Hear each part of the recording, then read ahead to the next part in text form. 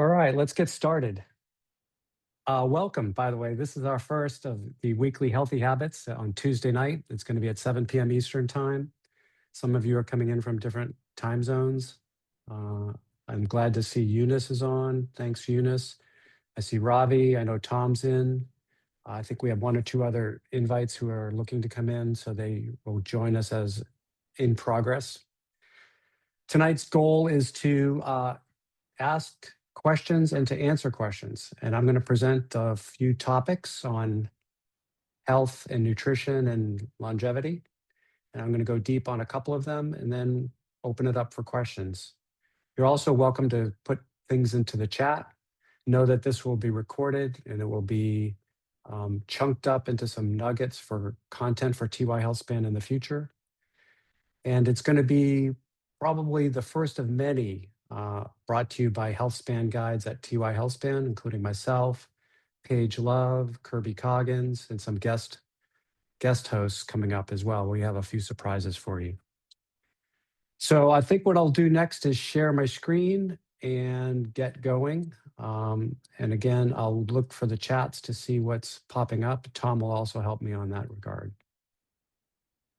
So tonight's topic is going to be about longevity, of course, and specifically around training and nutrition. I'm your HealthSpan guide for tonight. My name is Fred Spring.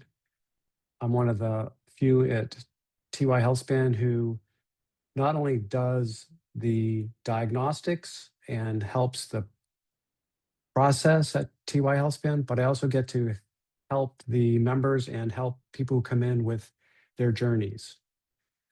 One thing I've noticed is that a lot of good questions get asked. So I've assembled a couple of the topics today that address several of the questions that I get pretty much daily. So the format is pretty simple. I'm going to do a little deep dive with some presentation and then open it up to questions. And again, this is being recorded. Today's topic is going to be around training and nutrition, specifically around what's going to boost your health span. Health span is different from lifespan. Health span is about the quality of your life and the vibrancy of your life, as well as the longevity of your years. So with smart training and very practical nutrition, you can build on lifespan. You can build on health span, specifically around strength, metabolic health, and being active for decades to come. I'm going to use evidence, I'm going to use data, I'm going to use measurements to help us understand this. I'm going to map it back to the 6 pillars of health. At TY HealthSpan, we've started with 5 pillars and we're big, so we're growing to 6 pillars of health span, or 6 pillars of health. The 6 pillars are sleep, movement, nutrition, stress management, which is emotional health as well, social connection, relationships, and avoiding toxic substances. We'll get to that in a second. I'm going to focus on 2 of these pillars in today's healthy habits discussion. I'm going to focus on movement and physical activity and nutrition as it underscores metabolic optimization. Around nutrition, there's a whole lot around nutrition. Today, I'm really going to talk about one thing, and that's about protein. I think it is probably the single most important nutrient when we talk about healthy aging. There's animal-based protein, which most of you are familiar with, includes dairy, and there's plant-based protein. Regardless of what I'm talking about, a tip, and I'm going to present a tip pretty much every time I throw a new slide up here. My tip for you is good guidance is base your protein intake of grams per pound of body weight. So for example, I weigh almost 165 pounds. Each day I strive to take in 165 grams or more of protein. Now, I can't do it all at once, so I'm going to split it up or chunk it up into different meals and different snacks. But the guidance I'm going to give you is eat more protein than you're probably eating right now. And the guidance is for every pound of body weight, strive for 1 gram of protein. Older adults need more protein. And I say that because we tend to lose muscle mass with age, and protein helps build muscle mass. So the tip is older people, especially people over age 65, I call it older people, and I'm 1 year away from it, should aim for a little bit more than a gram per pound of body weight, especially if you're recovering. If you're recovering from illness or you're recovering from surgery, or your body is not quite in the same shape it's been in for recent times, like if you're battling something, protein helps your body bounce back. It helps you bounce back faster.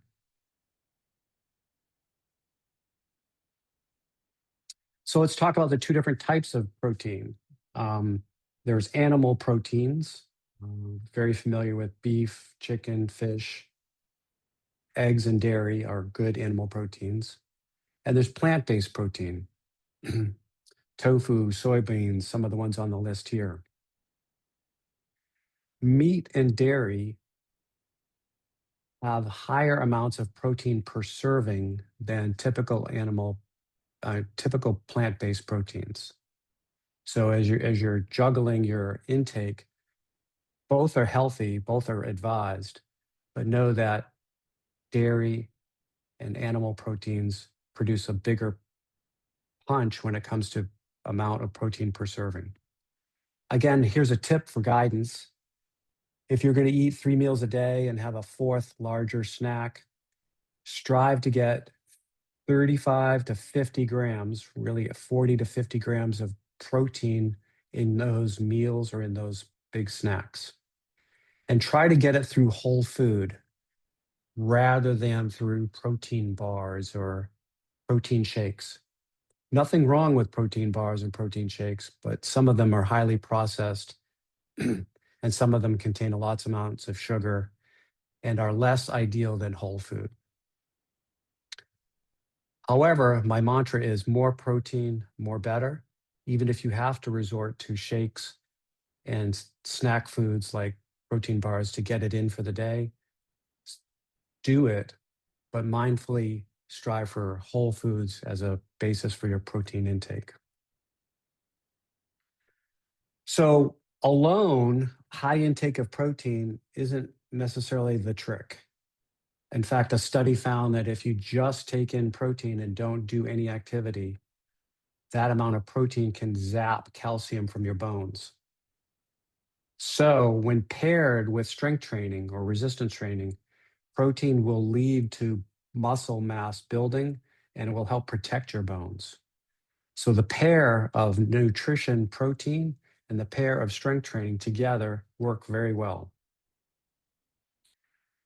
When it's consistent and you're doing both, they produce muscle synthesis, muscle protein synthesis.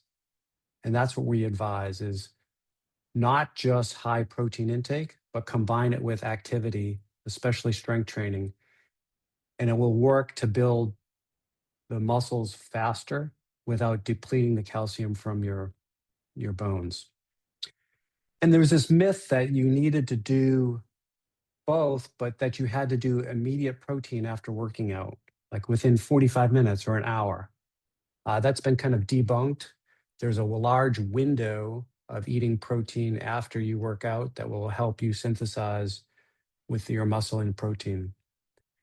And that window is generally hours, sometimes 4 and 5 hours afterwards. So as long as you're eating and as long as you're working out, that it will get synthesized.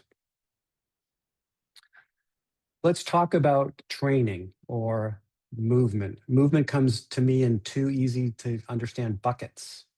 One is strength training or resistance training, and the other is cardio activity. They're pretty understandable on their own, and then together they work magic. One increases your cardiorespiratory fitness level, and that's the cardio activity, commonly thought of things like walking, jogging, biking, running, dancing, swimming, rowing. I see you, Eunice. So those are great forms of cardio. And resistance training is things with weights or bands or weighted vests, um, working out with um, machines, free weights. That's what I consider resistance training. The tip on screen here is 3 sessions per week is ideal, especially if you can combine 30 minutes of cardio and 30 minutes of strength training in your session. Then you're getting the benefits of both. Personally, I'm not a fan of 2 to 3 hours at a gym at a time. I'd rather be efficient. I'm a busy person and I like to maximize my time. So I will do almost an hour in a gym and try to break it up with some cardio activity and some strength training activity and pack it together. That's the guidance I'm going to give you is like get 2 sessions or 3 sessions per week and try to mix up both cardio and strength training in your session. If you can't, if you have to do one or the other, then try that. Do one strength training for at least 30 minutes.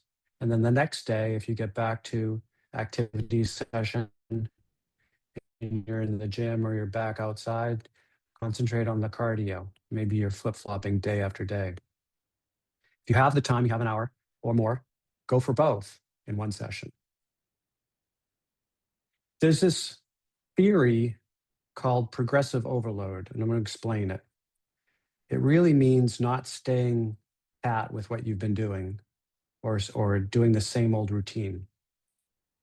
We believe at TY HealthSpan, if you do hard things, you will be rewarded. If you push yourself, you'll be rewarded. And this is the principle of gradually increasing demands on your body over time. And this will allow you to make gains in strength, muscle size, and endurance. Because without progressive overload or pressing your body or pushing your body's going to adapt to whatever demands it currently has. And it's going to slow down the improvement. It's going to possibly stop improving. So consider doing the hard things, pushing yourself, getting that extra rep in, making it harder as you go along. That will improve your overall health and create the muscle build that we're talking about and create the endurance gains that we're looking for. I'm a fan of measuring and tracking. I have always come from businesses and industries where data is important. And we believe in data-driven growth. What we measure, we improve. So consistently tracking your behaviors or your output, however we endeavor to do that, will actually improve your mind, your body, and will dramatically shift your results. That which we measure, we can improve. Measure is getting easier and easier these days. Wearables are everywhere. Apple Watches, Whoop devices, Aura rings, Garmin, Fitbit. These wearables track a lot of our activity and a lot of our body biomarkers. There's lots of improvement in home scales. They typically use bioimpedance, whether you have a Hume or an Abion or a Withings or other home scales, even in body. They do a great job of trending and tracking your weight and much more than that. At TY HealthSpan, we really believe in superior measurement. We have advanced equipment like DEXA machines that can measure your body composition, or Metalizer equipment that can measure your resting metabolic rate and VO2 max scores. Those precision measurements help understand where your body's at and where you can go from there. Many apps these days help track individual aspects of your health, whether it's steps or hydration or protein through MyFitnessPal. And there are other apps that are coming forward that bring all of that together. And that's what we're developing at TY HealthSpan. We're going to be releasing our version of a all-encompassing, comprehensive health app in the next few weeks. And we have a few beta testers right now testing it. It's exciting. I'm excited really for the amount of information that can be delivered on one screen and that can be customized to you. So stay tuned for more information on measurement and our app. So lastly, before I open it up to questions and answers, I want to just give you an example of what I'm tackling over the next 2 to 3 months. There's some big events in my life coming up, including our son getting married, and I want to be ready for these big events, including a surgery. And I'm going to get into better physical shape by tracking a behavior on each of these 6 pillars. This is my example. This doesn't mean you have to adopt this or adopt this, but think about each of the pillars of health and where you might want to have a measurement or a daily activity around that. For me, sleep, I'm going to try to be more consistent. I've been better at getting hours of sleep, from 6 to 7 hours, but now I want to be more consistent by going to bed at 11, getting up at 7. Physical activities, I'm going to alternate every day activity. One day it's going to be cardio, the next day it's going to be strength training. Some days I might go strength training, then strength training, and then which day I'll follow with cardio. My goal is to be active every day and to try alternating. I'm also going to push myself in my strength training days, really push it towards hard work or towards failure. Nutrition, I'm going to take the tip that I offered earlier. I'm going for 165 grams of protein a day. And if I'm feeling sick, I'm going to actually have more. Today, I started my first of many days of meditation, intentional meditation of 20 minutes. 20 minutes or more is one of my goals. That's going to help me with my stress levels. It has in the past. I'm going to continue to do that every day. Under the area of relationships and social connection, I feel that practicing gratitude is a big helper in that. And my goal is to reach out to someone who's important to me or I respect or I care about and tell them what I'm grateful for. Share it with someone else. Avoiding risky or toxic substances. For me, I notice in times of stress or uncertainty or other times, maybe it's even celebration times, I've reached for alcohol. And my commitment over these next 8 weeks plus is to drink only socially and then to cut back my drinking to 1 drink or less. And by less, it might be a drink that's non-alcoholic, but it still might be a beer or a mocktail. Either way, my goal is to drink socially and to drink less. So that's my idea of daily habits around 6 pillars of health. Let's open it up to question and answers based on the topics I talked about today, which was training and nutrition.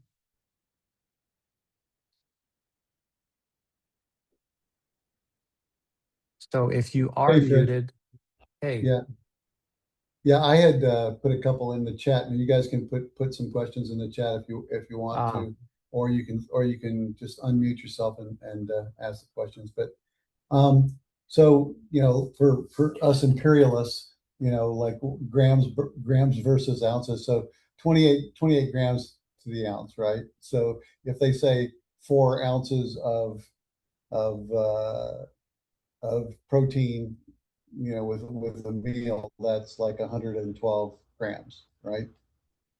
yes, I Yeah, don't do the yeah. math as well as you do in your Something head. something in that range, right? So so your 165 is about like 6 ounces of protein a day. Yeah, a serving of protein like this size of Mhm. fish or chicken or beef is typically 6 ounces, right? Between 4 and 6, I'd say, yeah, something like that. Okay. Yeah. So And that um is very close to what I advise you to get for your entire serving for that meal is based on that large portion of dairy or protein from animals. okay. Then my only other question was, when you're talking about the cardio, what about walking? And so if you're walking, how long should you stay in zone two for that to be like correct walk? Yeah, zone 2 is a great cardio goal. More minutes in zone 2, more better. I typically describe zone 2 as the ability to carry on a conversation while you're doing the cardio, like walking, but strive to walk briskly so that your heart rate is getting up to a level where You can't carry on a conversation for the entire walk. You might be going up hills, or you might be walking faster, so that you have to walk and talk in choppy sentences or shorten your paragraphs. So walking is great zone 2, especially if you're briskly walking or walking up hills. Not entirely up hills, but some of the walking will be on hills. I think, Eunice, you asked a question, what is one of your typical breakfast meals? It's a great question. I typically eat eggs and toast or overnight oats as a meal. So my morning breakfast will typically be 3 eggs plus toast, and I'll add berries to that. If I'm not having eggs, I will have yogurt, which has a lot of protein in it, and I'll add granola and berries to my yogurt. Or I'll have made overnight oats, which has some protein in it, and I'll add some other things to the overnight oats to add taste and flavor. Did I answer your question? Awesome. What other questions do you might have? I have a question. Ask away. Yes, Deborah. What is creatine? Is that how you pronounce it? It is. And is it good for you? That's a great question. So creatine is really good for you. It is good for men. It is good for women. It is good for young. It is good for old. There's no downside to creatine. It's one of the few supplements out there that I can carte blanche say it's worth taking. It's worth taking in the form of monohydrate creatine, which is a kind of creatine that's been widely available as a supplement for everyday goers. And my tip is to try to take creatine that it doesn't have flavors in it. Sometimes they add flavoring and flavors to make it taste better. But if you mix your creatine with your morning beverage, whether it's orange juice or water or coffee or tea, it blends in pretty well. And if you do an unflavored version of it, it won't upset the coffee or the tea or the orange juice. The type of creatine is monohydrate. The amount to take is consistently take 5 to 10 grams per day. That will help with muscle building. It will help with neurons firing in your brain. So it fuels both your mind and body connection, as well as actively helping to build muscle. Thank you. Yep, you're welcome.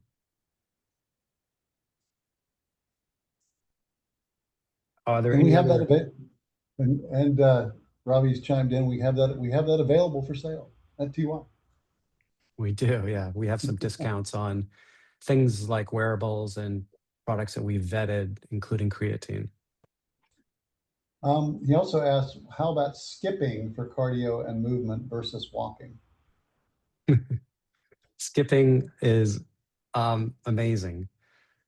Sometimes I've taken clients that I have out for skipping sessions and watch their smiles and watch the people who see them smile.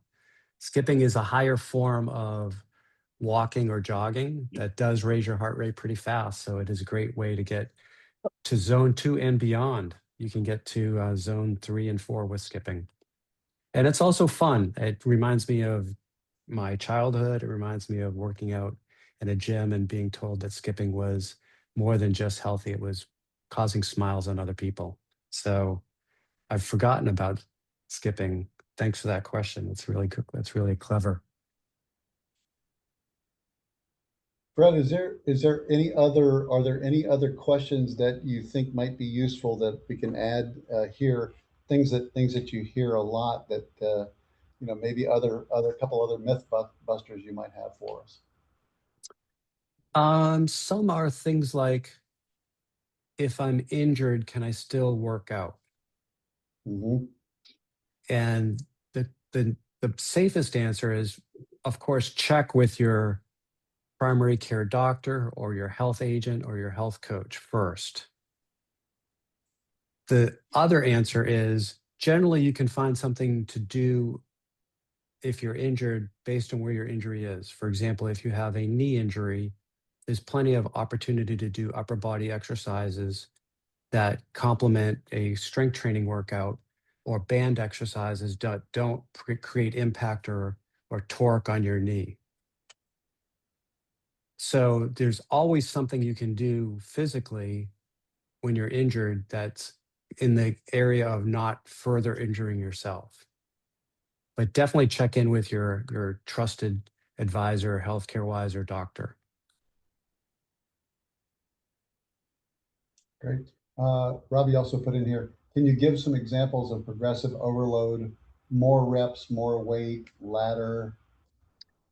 Yeah, I'm actually going to refer to something that I have nearby. It's a guide on progressive overloading. And there's some really good information about what to do with progressive overloading. Let me grab it. Is that something we can post for everybody's Yeah, benefit, or is that? Yeah. I think we should. And I'll get that to you, Tom, so that you can post out. So there are 3 ways to achieve progressive overload. The first is adding weight or resistance. So if it's a band, grab a thicker band. If it's weight, add more weight. The second way is to add volume or reps. So more repetitions in your workout set, or to add volume, which is the total number of sets you're going to perform. More reps or more sets. And the third is exercising in a slow, eccentric way. And it's a fancy way to say adding time under tension. So if you're doing a bicep curl and you're lifting it up with 2 dumbbells, 1 in each hand, as you lower it, the eccentric move, spend more time doing it more slowly. It's a safer way to exercise. You get more results because you're creating more time under tension as you let go of that weight. Another way to think of it is if you're doing a body weight squat, as you're standing and start to descend and fold down towards the floor, go at a slower pace and then pop up with power and then go back down into a slower pace into your body weight squat. Or if you're doing weighted activity, that eccentric move of letting go of the weight, I call it let go slow, is another way to create time under tension. That's a third way to create progressive overload. Good stuff. Anybody else with any other questions? Looks like we're running up against our stated time. Yeah, we're at 30 minutes. I'm happy to take any more questions if there's anything urgent that someone wants to talk about. If not, we will answer them every day at TY HealthSpan. So just come by, call in, or reach out to us via email or text.